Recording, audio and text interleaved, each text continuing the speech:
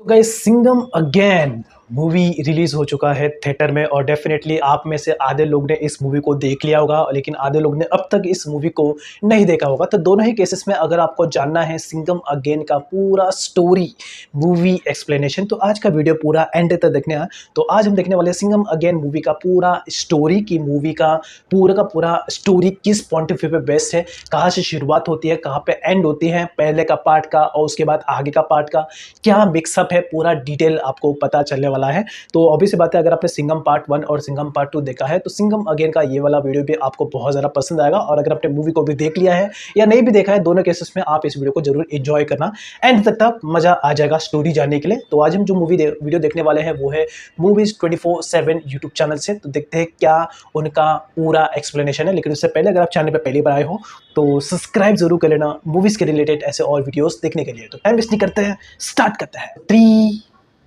2, 1 start. Rohit Shetty के cop universe की 5वीं फिल्म सिंघम अगेन रिलीज हो चुकी है। सिंघम का पहला और दूसरा पार्ट काफी हिट हुआ था, इसीलिए इस मूवी के आसपास एक पूरी फ्रेंचाइजी बना दी गई, जिसे सिम्बा और सूर्यवंशी ने बहुत अच्छे से आगे बढ़ाया। और अब सिंघम की तीसरी फिल्म में कुछ और बड़े कैरेक्टर्स जुड़ गए हैं, जिसकी वजह से ये एक ग्रैंड मूवी बन गई है। और ऑडियंस की डिमांड पर आप सबके लिए ये खास वीडियो पेश है। आज मैं सिंघम अगेन मूवी को शॉर्ट में एक्सप्लेन करूंगा, तो आइए देखते हैं। Start. Subscribe to original channel movies 24/7। Video शुरू करने से पहले मैं ये बताना चाहूंगा कि इस फिल्म की स्टोरी रामायण से इंस्पायर्ड है। मूवी के कई इवेंट्स उस ऐतिहासिक घटना से मेल खाते हैं और यहाँ दिखने वाले कैरेक्टर्स को रामायण के नायकों से मिलता जुलता दिखाया गया है। फिल्म के मेन हीरो को भगवान राम का आदर्श बताया गया है और उसकी बीवी सीता माँ से इंस्पायर्ड है। तो चलिए अब शुरू करते हैं ये कहानी। इस मूवी की स्टोरी सिंघम रिटर्न्स के कई साल बाद की है। पुलिस ऑफिसर बाजीराव सिंघम ने अपनी गर्लफ्रेंड अवनी से शादी कर ली है और अब उनका एक काफी बड़ा बेटा भी है। अवनी ने अब पॉलिटिक्स ज्वाइन कर ली है और वो कल्चरल मिनिस्ट्री में काम करती है। फिलहाल सिंघम 3 साल से कश्मीर में ड्यूटी कर रहा था और उसने वहाँ शांति कायम कर दी थी। फिर एक दिन अचानक वहाँ उस पे कुछ गुंडे हमला कर देते हैं, जिन्हें सिंघम अकेले ही मार देता है। तब उन गुंडों का बॉस ओमार हफीज सामने आता है, जो कि टेररिस्ट ऑर्गेनाइजेशन लश्कर का चीफ है और उसे हमने सूर्यवंशी मूवी में देखा था। उस फिल्म में ओमार का बड़ा बेटा कारगिल वॉर में मारा गया था, जिसके बाद उसने अपने दोनों बेटों को इंडिया में बॉम्ब ब्लास्ट करने के लिए भेजा था, लेकिन उन्हें सिंघम, सिम्बा और सूर्यवंशी ने मार दिया।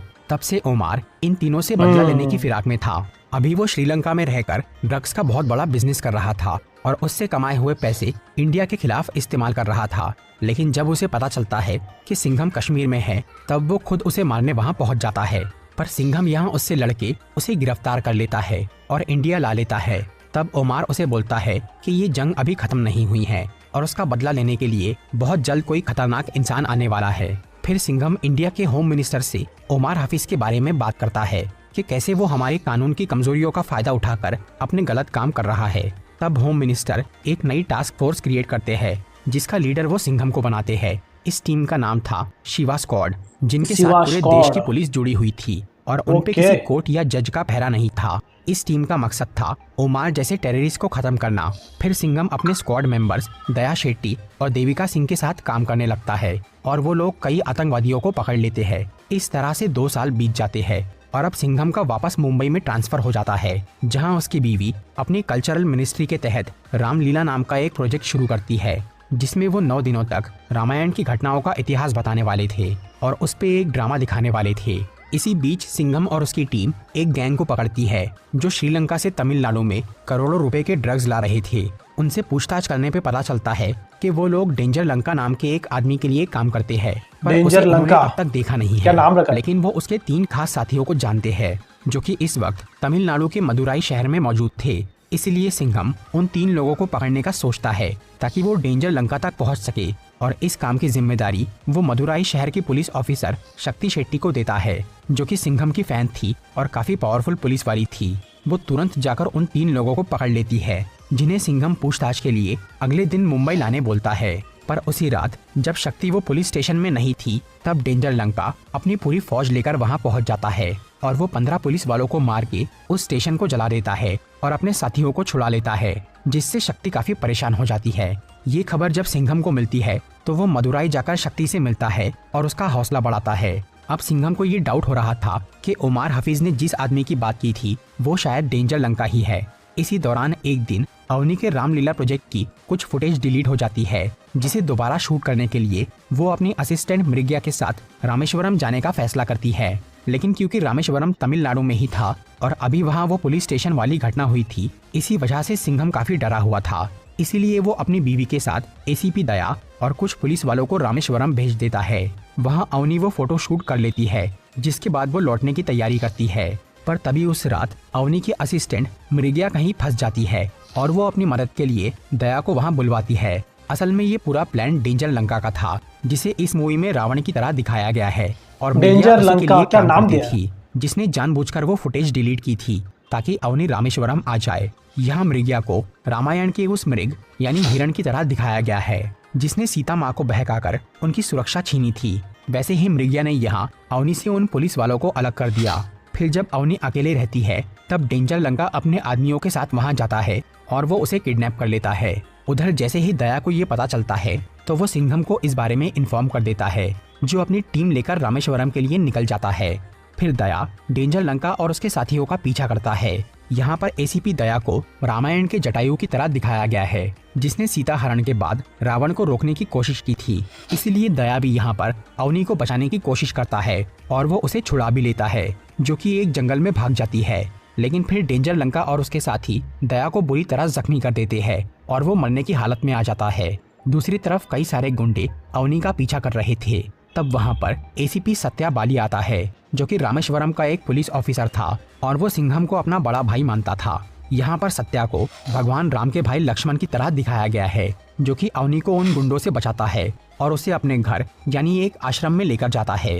उधर सिंघम रामेश्वरम पहुंच गया था, जहां उसे दया बहुत बुरी हालत में मिलता है। इसीलिए वो उसका इलाज करवाने के लिए उसे मुंबई भिजवा देता है। तभी उसे पता चलता है कि अवनी अभी सत्या के साथ है, इसीलिए वो उस आश्रम में जाने के लिए निकल जाता है। पर उससे पहले ही डेंजर लंका और उसकी गैंग वहां पहुंच जाती है, जिनसे सत्या और वो आश्रम के लोग लड़ने लगते हैं। इसी बीच अवनी को गोली लग जाती है और वो बेहोश हो जाती है। तब लंका उसे उठाकर अपने साथ लेकर चला जाता है। फिर सिंघम उस आश्रम में आता है और वो उन गुंडों से लड़ने में सत्या की मदद करता है। लड़ाई के बाद उसे डेंजर लंका का कॉल आता है, जो सिंघम को बताता है कि उसका असली नाम जुबैर हफीज है और वो ओमार हफीज का पोता है, मतलब उसके सबसे बड़े बेटे का बेटा, जो कि कई साल से लंदन में पढ़ रहा था।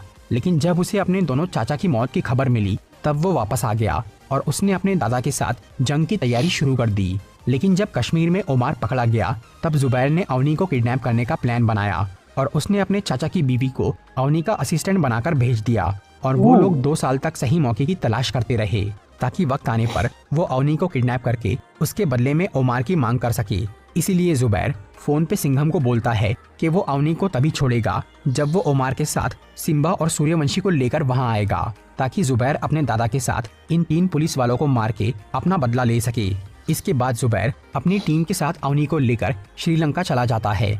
फिर वो सिंघम को कॉल करके वहां आने के लिए बोलता है, पर सिंघम पहले ये जानना चाहता था कि अवनी ठीक है या नहीं।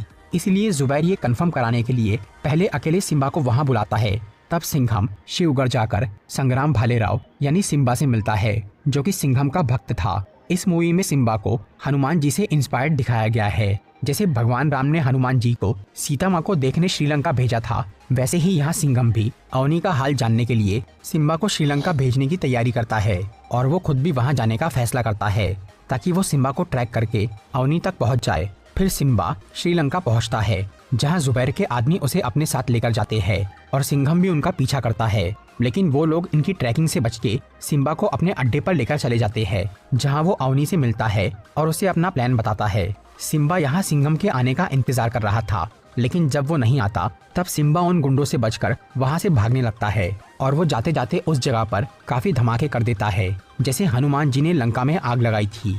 उन ब्लास्ट को देखकर सिंघम की टीम ये समझ जाती है कि सिम्बा कहाँ पर है। इसलिए सिंघम उस एरिया में पहुंच जाता है और वो सिम्बा के साथ मिलकर कुछ गुंडों को मारता है। इसके बाद वो दोनों जुबैर के अड्डे पर जाते हैं, जहां सिंघम उससे लड़ने ही वाला था, लेकिन क्योंकि उन गुंडों की तादाद बहुत ज्यादा थी इसलिए सिम्बा सबको शांत कर देता है।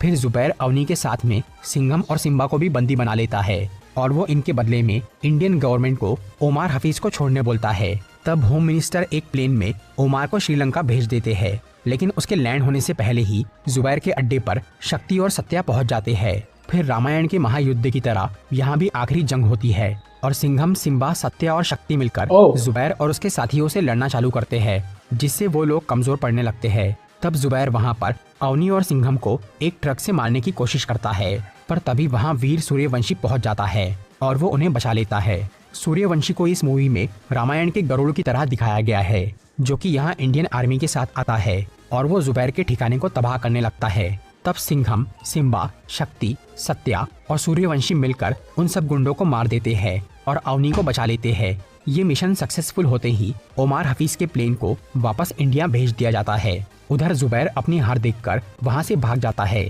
तब सिंघम उसका पीछा करता है और वो दोनों श्रीलंका के एक मंदिर में पहुँचते हैं, जहाँ उनकी कुछ देर तक लड़ाई होती है। आखिर में सिंघम जुबैर को हरा देता है और इंडियन आर्मी वहाँ आकर उसे गिरफ्तार कर लेती है। तब जुबैर एक सोल्जर से उसकी गन छीनकर सिंघम को मारने की कोशिश करता है, लेकिन सिंघम उस मंदिर का झंडा उखाड़कर उससे जुबैर को खत्म कर देता है। जैसे भगवान राम ने रावण का अंत किया था, उसी तरह से यहाँ सिंघम के हाथों जुबैर हफीज मारा जाता है। फिर सिंघम अपनी बीवी और साथियों के साथ इंडिया लौट जाता है, जहाँ अवनी का रामलीला प्रोजेक्ट कंप्लीट होता है। मूवी के मिड क्रेडिट सीन में हमें सलमान खान यानी पुलिस ऑफिसर सलमान खान का यार ये वाला अवतार मुझे बिल्कुल पसंद है। ऐसा लग रहा था कि पूरा वीएफएक्स लिया है, मतलब नीचे का जो लग रहा है ऐसा पूरा वीएफएक्स पार्ट ही लग रहा है। ये सलमान खान घर पे रहेंगे, चिल कर रहे होंगे नाइटी में, ड्रेस में, और उनको बोल दिया चलो थोड़ा सा आपको कैमरा दिखाना है, तो नीचे से पूरा वीएफएक्स कर दिया ग्रीन स्क्रीन का यूज़ करके, और सोते सोते उनका ये वाला सीन ले लिया। ऐसे लग रहा है, मतलब रियलिस्टिक लग नहीं रहा है ये, ठीक है। लेकिन अभी क्या करें, पांडे नजर आता है जो कि सिंघम से मिलके उसकी शिवा स्क्वाड ज्वाइन करने की बात करता है। ओवरऑल ये था सिंघम अगेन मूवी का पूरा मूवी स्टोरी एक्सप्लेनेशन। वैसे देखो ये जो मूवी है ना, मुझे पता है कि आप लोगों में से आधे लोगों ने देख लिया होगा, आधे लोगों ने नहीं देखा होगा किसी भी रीज़न की वजह से, लेकिन मैंने इस मूवी को ऑलरेडी देख लिया। तो जब मैं मूवी देख रहा था ना, तो मूवी में कई सारे आपको ऐसे सीन्स देखने को मिल जाएंगे जहाँ पर एडिटिंग ग्रीन स्क्रीन का प्रॉपर तरीके से रिमूव नहीं किया है, थोड़ा सा रीशूट कर दिया, मोस्टली ग्रीन स्क्रीन पे किया है, एक्चुअल लोकेशन पे बहुत ही कम ऐसा लग रहा था, लेकिन ठीक है। और कहीं ना कहीं प्रॉपर एडिटिंग में थोड़ा लॉजिक वाला सेंस इसमें लग नहीं रहा था। कहीं ना कहीं आपको ऐसा लगेगा कि इसमें क्या लॉजिक था, इसमें क्या सेंस था, ऐसा कहीं ना कहीं आपको लगेगा अगर आपको मूवीज़ को लेकर पकड़ना आता है सारे मिस्टेक्स को। तो ठीक है, तो इसको फिलहाल साइड में रखते हैं। ये मूवी सिंघम अगेन मूवी अगर आपने देखा है या नहीं देखा है, दोनों केसेस में अगर आपने भी स्टोरी को सुना है, तो ये मूवी का स्टोरी आपको कैसा लगा, कौन से कैरेक्टर का परफॉर्मेंस आपको अच्छा लगा, कमेंट सेक्शन में ज़रूर बताना। और अगर आपको ये वीडियो पसंद आया है और आप मूवीज़ के रिलेटेड और वीडियोस देखना चाहते हो, तो आप मेरे वीडियो लिस्ट में जाके चेकआउट कर सकते हो, बहुत सारे वीडियोस मैंने बनाए हैं। सो तब तक के लिए